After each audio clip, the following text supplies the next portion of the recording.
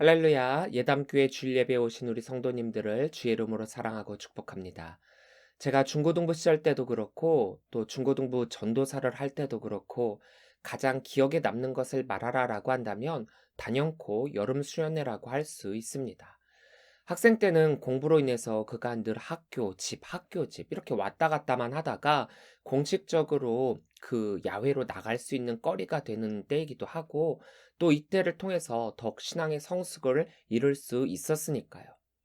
전도사 입장에서는 또 아이들을 일주일에 한 번만 만날 수 있다가 수련회 기간 2박 3일 동안에는 함께 동거동락하면서 그 시간만큼 더욱 가까워질 수도 있고 또 그간 교회에서 할 수 없었던 것들을 할 수 있게 되니까 참 좋은 신앙 교육의 때가 되었습니다. 여러 프로그램들을 기획하며 함께 즐거워하며 또 웃기도 하고 함께 우는 시간들을 가지게 되는데 프로그램들 중 가장 꽤 진지하게 되는 때가 있습니다. 바로 어둠과 죽음에 대한 부분을 다룰 때입니다. 이 프로그램은 주로 밤에 진행이 됩니다. 일부러 빛이 없는 장소를 선택을 하고 또 거기에 더해서 눈도 가리고 단지 줄만을 의지해 갖고 앞으로 나아가게 되는데 물론 낮에 미리 철저하게 위험 요소를 배제하고 다치지 않도록 준비를 하고 아이들이 앞으로 나아가는 동안 선생님들은 옆에서 지켜보면서 안전사고의 만발을 기하게 됩니다. 이 프로그램을 하기 전에는 아이들이 그 장소 부근에 가지 못하도록 인위적으로 통제를 해서 그것의 지리가 어떠한지를 미리 알지 못하도록 해놓고 있습니다. 아이들이 보지 못한 채 가는 거리는 그리 길지는 않습니다. 한 30m 정도 될까요? 그런데 앞에 무엇이 있는지도 모르고 또 자신들이 어떻게 가고 있는지도 전혀 모르기 때문에 그렇게 어둠 가운데 주를 의지해 갖고 가게 된다라고 한다면은 거기에는 반드시 두려움이 생기게 되어 있습니다. 더군다나 앞서 나갔던 아이들 중에서 가끔 내는 비명소리와 또 흐느껴내는 소리로 인해서 뒤에 기다리는 아이들은 자신들도 모르게 불안에 떨게 됩니다. 하나의 생명줄에 의지해서 나아가게 되는데 때로는 그것을 놓치게도 되고 그리고 또 장애물에 의해서 막히고 엉금엉금 기어가기도 되고 마음대로 움직일 수 없음으로 인해서 답답해지고 힘들어지게 되지요. 그리고 마침내 도착한 그곳은 바로 무덤입니다. 물론 설정상 무덤이지요. 거기에서는 예수님의 십자가의 죽음과 더불어서 인간의 죽음에 대해서 함께 이야기를 나누고 내 마음대로 살던 세상 가운데서 이런 어둠과 죽음이 나에게 갑작스럽게 다가오게 될 때 우리는 어떻게 해야 하는가에 대해서 함께 나누게 됩니다.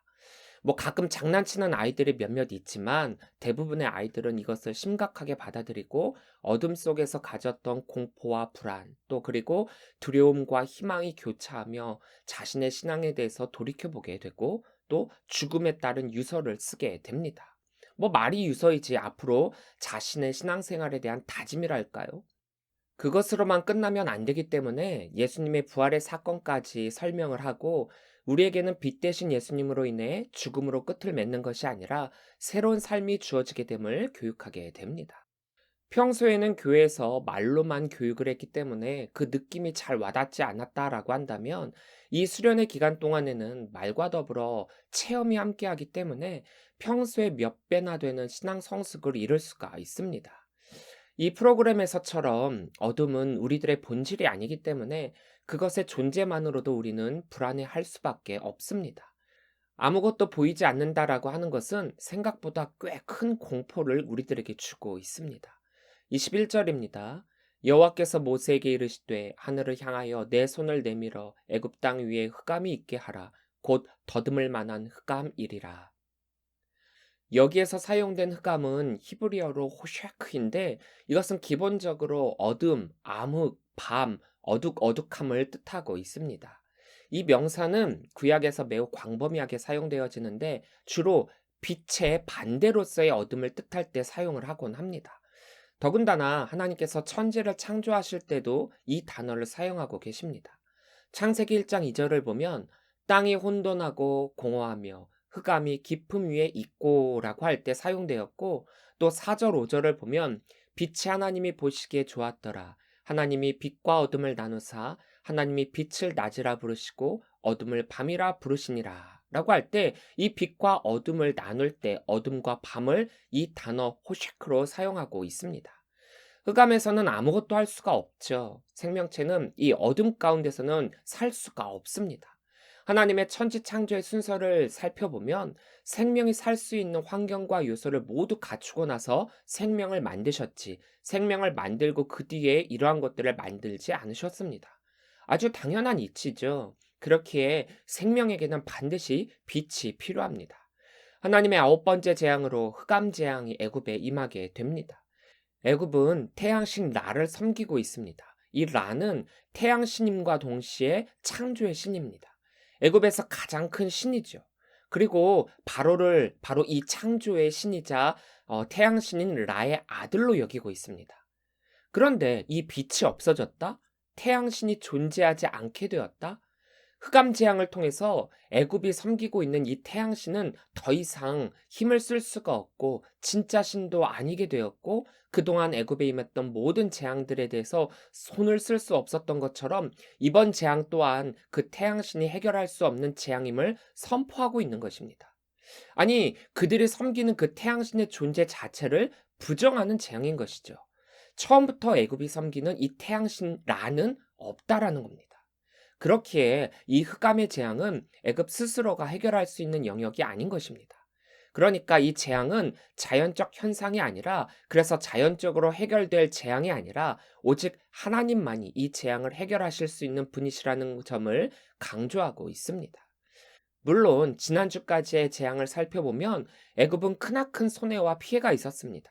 그런데 이번 재앙은 눈에 보이는 물리적 피해는 없죠.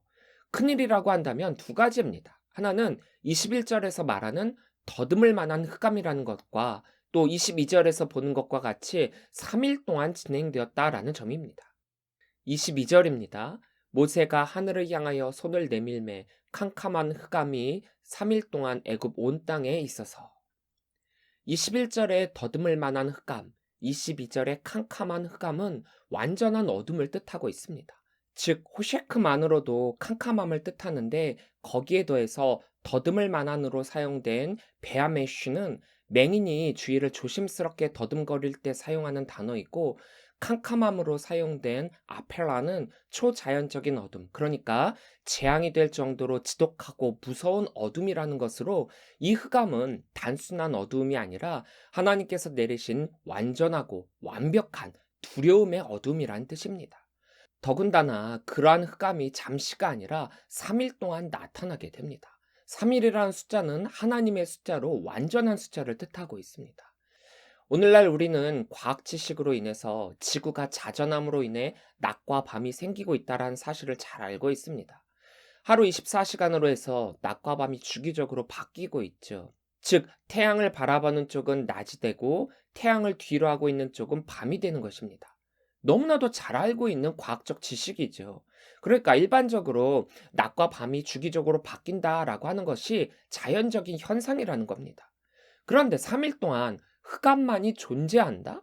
이것은 애굽에게 있어 엄청난 공포와 두려움이 되었을 것입니다.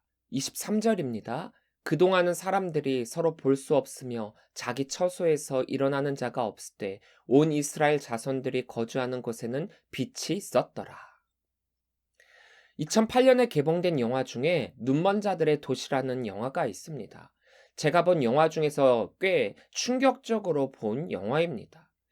포르투갈 주제 사라마구라고 하는 분이 쓴 책을 영화한 것인데, 물론 오늘 말씀처럼 암흑에 관련된 영화는 아닙니다.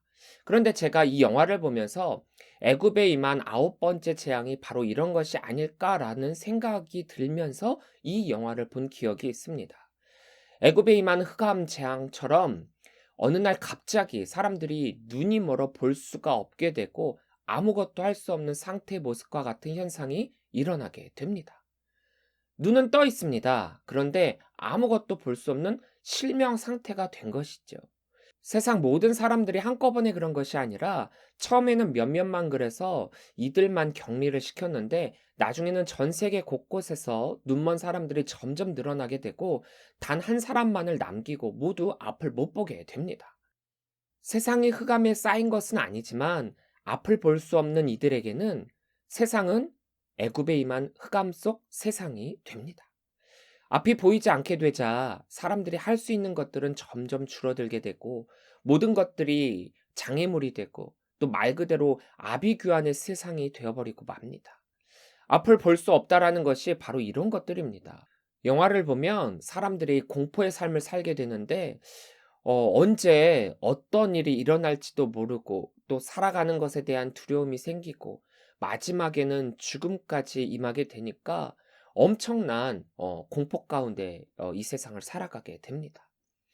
이번 재앙을 통해서 애굽이 갖게 된 것은 물리적 피해가 아닌 정신적 고통입니다. 두려움입니다. 하나님만이 참 신이시고 참 빛이시고 하나님만이 이 흑암의 재앙을 벗어나게 해주실 분이시라는 것을 깨닫게 되는 것입니다. 그간 애굽에 임한 8번의 재앙을 통해서 피해라는 피해는 다 입었고 또 어려움이란 어려움은 다 경험한 상태에서 갖게 된 공포입니다. 애굽이 희망을 갖기에는 너무나도 어려워 보입니다. 그동안 바로와 그의 신하들이 가졌던 희망 고문의 끝을 보게 되었다라고는 할까요? 희망을 가질래야 가질 수 없는 상태까지 이르게 된 것입니다. 그런데 그와 반대로 온 이스라엘이 거주하는 곳에는 빛이 있었습니다. 이 부분을 직역을 하면 모든 이스라엘 자손을 위해서 그들의 거주지에는 빛이 있었다라고 할 수 있습니다. 즉, 흑암에 쌓여있는 애국과는 상반되게 하나님께서 이스라엘을 위해서는 그것에 빛이 존재하게 하셨다라는 것입니다. 그런데 이 부분을 조금 더 깊이 생각해 보아야 할 것은 어둠은 빛의 부재입니다. 즉, 빛이 없음으로 인해 어둠이 생겼다라는 것입니다. 그러니까 하나님이 함께하고 계시는 그곳에는 빛이 존재하는 것이고 하나님이 함께하지 않는 그곳에는 빛의 부재, 즉 흑암이 존재한다라는 것입니다. 하나님께서 모세를 통해 흑암이 있게 하라라고 명령하신 것은 그곳에는 하나님이 계시지 않는다라고 선포하신 것과 같다라는 것입니다. 그러니까 이 9번째 흑암 재앙은 애굽이 하나님으로부터 완전히 버림받는 심판을 받는 것이고 아울러서 앞으로 오직 죽음만이 남겨져 있음을 뜻하고 있습니다. 우리가 삶의 목적과 방향을 알지 못한 채 하나님이 계시지 않는 곳으로 가게 된다면 그것이 바로 흑암의 세상이 되는 것이고 여러분들이 있는 그곳에 하나님을 모시지 않는다면 그것이 바로 흑암의 장소가 되는 것입니다. 그리고 그 흑암의 최종 결론은 죽음입니다. 우리는 빛을 바라보며 빛을 향해 나아가는 성도들입니다. 완전한 어둠은 우리를 죽음의 길로 인도하지만 빛은 우리를 생명으로 인도하죠. 우리가 왜 예수님을 빛이라고 하고 있습니까? 왜 예수님은 스스로가 나는 세상의 빛이다라고 말씀하고 계십니까? 요한복음 8장 12절을 보면 예수께서 또 말씀하여 이르시되 나는 세상의 빛이니 나를 따르는 자는 어둠에 다니지 아니하고 생명의 빛을 얻으리라. 이렇게 말씀하고 계세요. 예수님만이 생명의 빛이시기 때문입니다. 구원은 인간의 재력, 또 명예, 힘과 능력으로도 또 선함과 도덕성으로도 이룰 수가 없습니다. 오로지 생명의 빛이신 예수님으로만 가능한 것입니다. 그러니까 예수님을 믿느냐, 믿지 않느냐로 구원이 결정되는 것입니다. 너무나도 간단하죠. 근데 이렇게 간단하면서도 간단하지 않게 여기는 것 또한 인간입니다.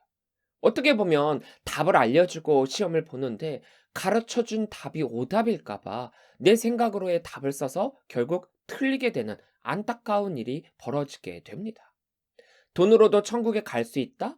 또 착한 행위로도 천국에 갈 수 있다라는 등등으로 말입니다.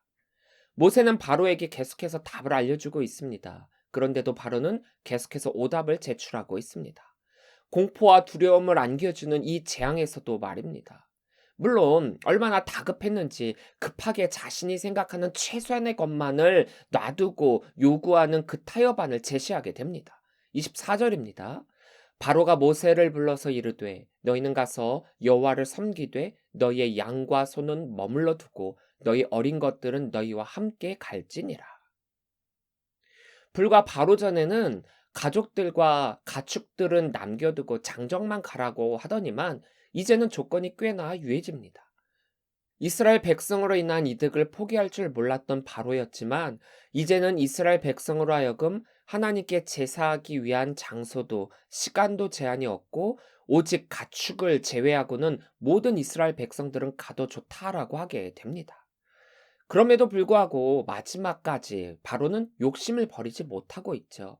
바로가 내놓은 이 마지막 타협안은 정말로 이스라엘 백성들을 자유롭게 풀어주기 위한 제안이 아니라 이스라엘 백성들로 하여금 다시금 애굽으로 돌아오게끔 하는 제안이었기 때문입니다. 모세는 바로의 이 속마음을 너무나도 잘 알고 있었습니다. 26절부터 27절입니다. 모세가 이르되 왕이라도 우리 하나님 여호와께 드릴 제사와 번제물을 우리에게 주어야 하겠고 우리의 가축도 우리와 함께 가고 한 마리도 남길 수 없으니 이는 우리가 그 중에서 가져다가 우리 하나님 여호와를 섬길 것임이며 또 우리가 거기에 이르기까지는 어떤 것으로 여호와를 섬길는지 알지 못함이니이다 하니. 이스라엘의 제사는 번제입니다. 내 죄를 대신해 갖고 저쪽에 전가를 시킬 희생 제물이 반드시 필요합니다. 모세는 바로의 제안대로는 하나님께 완전한 예배를 드릴 수 없다고 거절을 하게 됩니다. 바로와 타협할 생각이 처음부터 없었죠. 하나님의 말씀대로 할 때마다 승리를 맛보았고 또 하나님께서 원하시는 것은 이스라엘 백성들로 하여금 완전한 하나님의 백성으로 삼기 위함입니다. 그러기 위해서는 절대로 타협을 해서는 안 됩니다. 모세의 생각으로 뭐 이 정도면 됐지라고 인간적 생각을 했음직도 하지만은 모세는 하나님의 뜻이 무엇인지 분명하게 알고 있었습니다. 바로의 마지막 이 타협은 너도 좋고 나도 좋고 우리 모두가 함께 좋은 방법으로 윈윈하자라는 것이었습니다. 그럼에도 불구하고 모세는 거절을 합니다. 왜냐? 모세는 이것이 절대로 윈윈이 아니라는 것을 알았기 때문이죠. 모세의 이 거절은 결국 바로의 진노를 사게 됩니다. 28절입니다. 바로가 모세에게 이르되 너는 나를 떠나가고 스스로 삼가 다시 내 얼굴을 보지 말라. 내가 내 얼굴을 보는 날에는 죽으리라. 9번의 재앙을 겪고 나서도 바로는 끝내 이스라엘을 보내지 않기로 결정을 하게 됩니다. 여러분들은 바로의 이 마지막 타협안과 모세의 결단을 어떻게 생각하십니까? 이스라엘이 하나님께 드릴 제사는 제물을 그 누군가가 대신 주는 것이 아니라 내 것 중에서 최고의 것을 드리는 것입니다. 25절에서 모세가 바로에게 번제물을 달라라고 하는 것은 제사에 쓰일 제물을 대신 달라가 아니라 자신들이 소유한 것 중에서 제물을 드려야 하니까 가축들 또한 함께 가야 한다라는 의미를 내포하고 있습니다. 하나님께 드릴 예배는 그 누군가가 대신 내어주는 것이 아니라 나의 최고의 것을 하나님께 드리는 것입니다. 서브, 드리는 것. 나의 최고의 서비스를 하나님께 드리는 것. 나의 최고의 것으로 하나님을 섬기는 것. 그것이 예배입니다. 우리의 신앙과 예배는 결코 그 어느 것과도 타협할 수 없고 해서도 안 되고 우선순위에서 밀려서도 안 되고 반드시 지켜야 하는 것입니다. 모세의 이 결단처럼 말입니다. 물론 바로의 제안처럼 재산을 포기하고 또 가진 것을 포기하고 무엇보다 예배를 선택하여 이스라엘 백성만이라도 출애굽을 하는 것이 더 나은 선택인 것처럼 보일지도 모릅니다. 차라리 그럴 걸 그랬어 라는 후회를 할지도 모릅니다. 그런데 이것은 우리가 생각하는 물질을 포기하고 또 가진 것을 포기하고 하나님께 예배하는 것을 우선하는 결단이 아닙니다.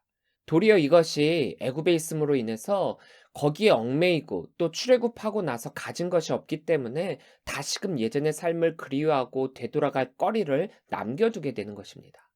그것이 바로가 원하는 것이고 그것이 사탄이 우리들을 유혹하는 방법입니다. 이 사탄의 유혹은 신앙의 결단과 비슷해 보일 수도 있습니다. 오직 하나님만 섬기겠다라는 그 마음만으로 나는 하나님만 선택하겠다라고 할 수도 있습니다. 그런데 그게 그렇지가 않다는 것입니다. 이것은 사탄의 고도의 계략인 것입니다. 그럼에도 불구하고 우리가 이러한 결단을 하게 됐을 때 이 부분을 자칫 잘못 오해해서 예배할 때 우리가 꼭 헌금을 해야만 하는 것인가? 헌금을 하는 예배만이 하나님께서 받으시는 것인가라고 오해를 불어일으킬 수도 있다라는 것입니다. 완전한 예배를 가로막는 것을 배제하라는 것이지 꼭 헌금을 하는 예배만이 예배라는 것이 아닙니다. 이때는 제사에 반드시 희생 제물이 필요했기 때문이기도 하고 또 애굽으로 돌아갈 거리를 남겨두지 않기 위함이었습니다. 그런데 안티 기독교인들 중에서 이 헌금에 대한 부분을 걸고 넘어지며 교회를 공격하기도 합니다. 이번 코로나19 사태에서도 교회가 대면 예배를 통해 하나님께 예배하는 것을 꼭 목사가 예배로 돈벌이하고 또 헌금을 위해서 대면 예배를 강행했다라고 하는 어처구니 없는 말로 호도하고 또 유언비어를 퍼뜨리고 교회들을 목사님들을 깎아내리고 있습니다. 그게 아니죠. 신앙의 본질을 잊어버려서는 안 된다라는 것입니다. 오늘은 종려주일입니다. 오늘부터 토요일까지 고난주간이죠. 예수님께서 예루살렘에 입성하시어 십자가에 달려 돌아가시고 또 부활하시기 전까지의 기간입니다.